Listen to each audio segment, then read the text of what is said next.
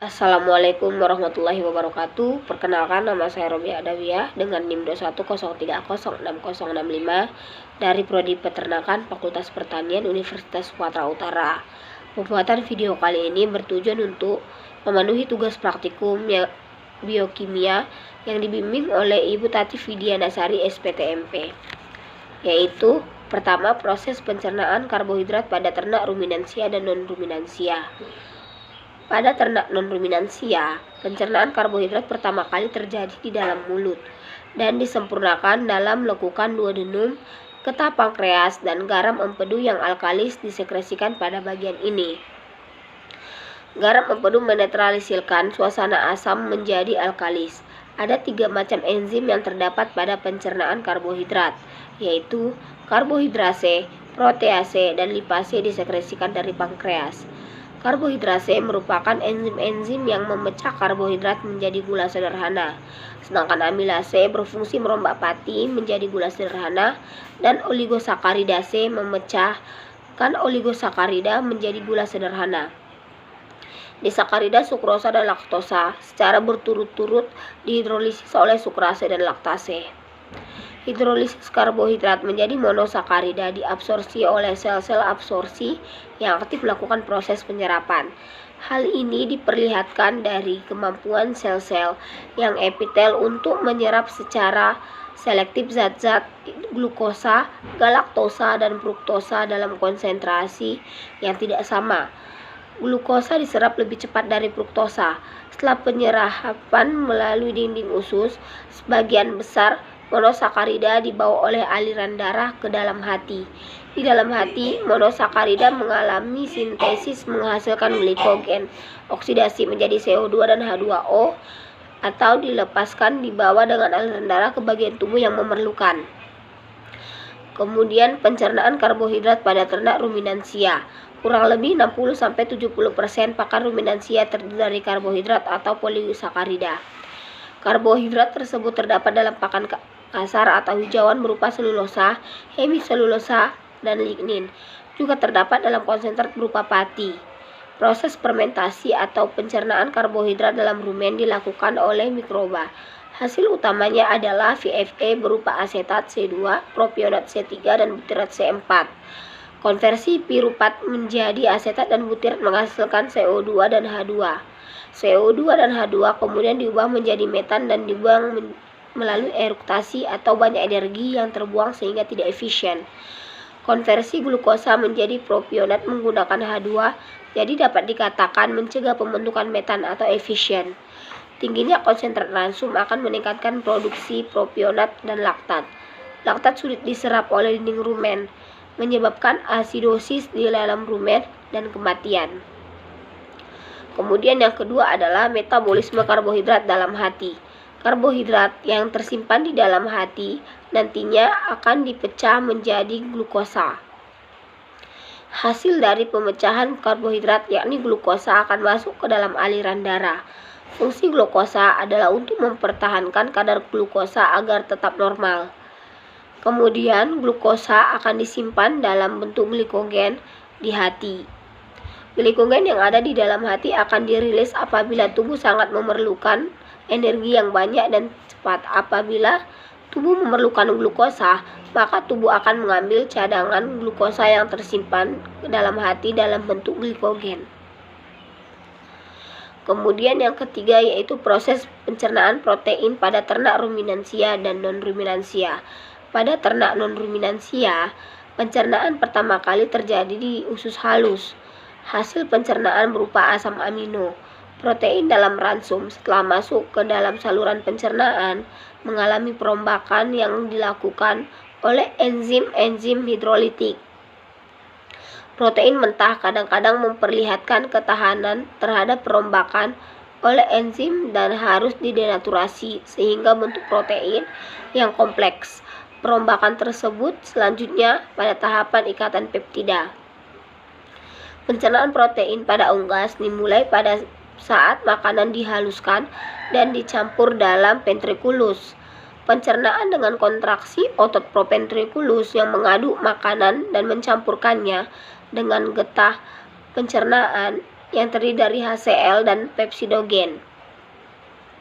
Pepsinogen yang bereaksi dengan HCl berubah menjadi pepsin. HCl dan pepsin akan memecah protein menjadi senyawa yang lebih sederhana seperti polipeptida, proteosa, pepton, dan peptida. Beberapa protein dimulai ketika makanan masuk ke dalam usus, terdiri atas lapisan otot licin, jaringan ikat, dan epitel kolumner sederhana dekat lumen. Epitel pelapis terdapat banyak sel yang menghasilkan lendir dan sekresinya membantu melicinkan makanan.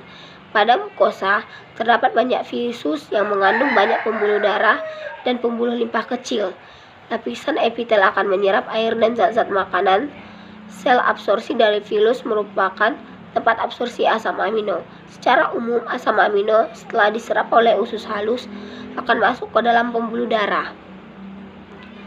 Kemudian pencernaan protein pada ternak ruminansia pertama kali terjadi di rumen. Hasil pencernaan berupa peptida, asam amino, dan NH3.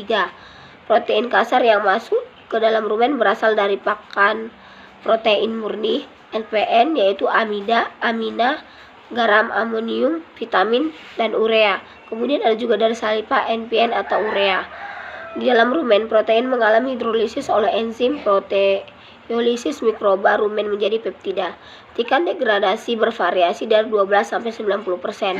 Sebagian peptida digunakan oleh mikroba untuk sintesis protein tubuhnya. Sebagian lolos degradasi rumen, sebagian lagi dihidrolisis menjadi asam amino. Sebagian kecil bakteri dapat menggunakan asam amino, namun 82% bakteri akan mendiaminasi asam amino tersebut menjadi NH3. Proses diaminasi selain menghasilkan NH3 juga menghasilkan asam aketo yang selanjutnya diubah menjadi VFE atau isoferat, isobutirat, dan 2-metilbutirat. VFE ini disebut BCFA atau branched fatty acid. Protein yang tahan degradasi rumen langsung masuk ke abomasum dan usus dan mengalami pencernaan seperti pada ternak monogastri. Protein seperti ini disebut protein bypass. Dalam bagan tersebut terlihat protein pada pakan yang tahap denaturasi rumen akan masuk ke dalam usus ternak ruminansi berupa protein, oligopeptida, asam amino, protein mikroba. Protein yang tidak tahan degradasi rumen hanya akan menghasilkan protein mikroba saja. Kemudian keempat, metabolisme protein dalam hati. Hati juga berperan dalam membantu metabolisme protein dengan mengubah amonia menjadi urea yang dikeluarkan bersama urin oleh ginjal. Protein membutuhkan cairan empedu untuk bisa memecah protein. Pemecahan protein ini akan membungkus asam amino atau asam-asam amino dilakukan dengan tujuan untuk menghasilkan energi atau diubah kembali menjadi karbohidrat dan lemak. Fungsi hati yang paling penting dalam metabolisme protein adalah diaminasi asam amino. Hal ini dibutuhkan sebelum asam amino dapat dipergunakan untuk energi. Pembentukan ureum untuk mengeluarkan amonia dari cairan tubuh, pembentukan protein plasma, membentuk asam amino non-esensial. Kemudian kelima yaitu pencernaan lemak pada ternak ruminansia dan non-ruminansia. Pada ternak non-ruminansia, sebagian besar lemak dalam pakan adalah trigliserida, sedangkan selebihnya adalah fosfolipid dan kolesterol. Saat lemak masuk ke dalam duodenum, maka mukosa duodenum akan menghasilkan hormon esterogastrik yang menghambat sekresi getah pencernaan dan membantu memperlambat protein pengadukan. Lemak yang diemuksikan oleh garam empedu dirombak oleh esterase yang memecah ikatan ester antara asam lemak dengan gliserol. Garam-garam empedu mengemulsikan butir-butir lemak menjadi butir-butir yang lebih kecil, kemudian dipecah oleh enzim lipase pankreatik menjadi trigliserida, monogliserida, asam-asam lemak bebas, dan gliserol. Absorpsi lemak dan asam lemak tidak seperti hasil pencernaan, karena zat-zat ini tidak larut dalam air. Penyerapan lemak dilakukan dengan mengkombinasikan dengan garam empedu. Garam empedu dibebaskan dalam sel mukosa dan dipergunakan asam lemak dan gliserol untuk bersenyawa dengan fosfat membentuk fosfolipid. Fosfolipid distabilkan dengan protein dan dilepaskan dalam sistem getah bening sebagai globul-globul kecil yang disebut kilomikron yang kemudian dibawa ke dalam aliran darah. Kemudian, pencernaan lemak pada ternak ruminansia. Lemak dalam pakan ruminansia terdapat dalam pakan hijauan maupun konsentrat. Kandungan lemak dalam hijauan 3-10%, terdiri dari glukolipid atau galaktosil asid gliserol. Lemak pada daun didominasi asam linoleat, dan oleat. Lemak dalam konsentrat atau biji-bijian kaya kandungan trigliserida. Paling banyak yaitu asam linoleat.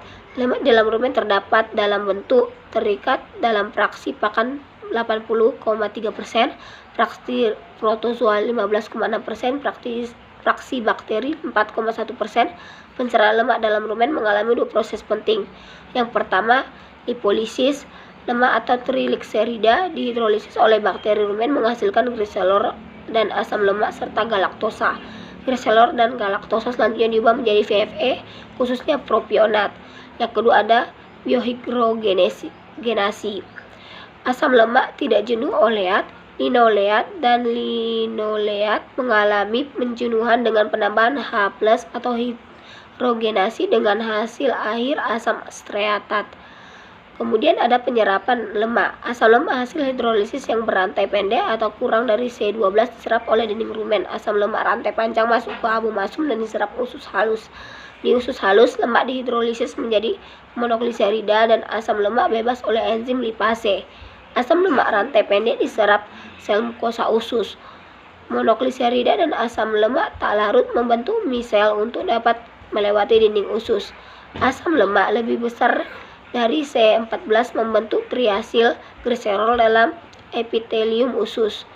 Triasil gliserol, fosfolipid, dan kolesterol membentuk kilomikron dan masuk ke peredaran darah untuk diedarkan ke seluruh tubuh. Yang keenam yaitu metabolisme lemak dalam hati. Fungsi hati manusia bisa untuk melakukan metabolisme lemak. Cairan empedu yang dihasilkan oleh hati akan membantu untuk memecah lemak agar lebih mudah dicerna oleh tubuh. Lemak yang telah dipecah oleh hati bisa disimpan menjadi lemak di hati dan juga dikeluarkan dalam bentuk energi. Walaupun beberapa metabolisme lemak dapat terjadi di sel tubuh, aspek metabolisme lemak tertentu terutama terjadi di hati. Beberapa fungsi spesifik hati dalam metabolisme lemak adalah oksidasi beta asam lemak yang sangat cepat untuk mensuplai energi bagi fungsi tubuh yang lain. Kemudian pembentukan sebagian dasar lipoprotein, pembentukan sejumlah besar kolesterol dan fosfolipid, kemudian pengubahan sejumlah besar karbohidrat dan protein menjadi lemak. Kemudian yang terakhir atau yang ketujuh, hubungan antara metabolisme karbohidrat, metabolisme protein, dan metabolisme lemak.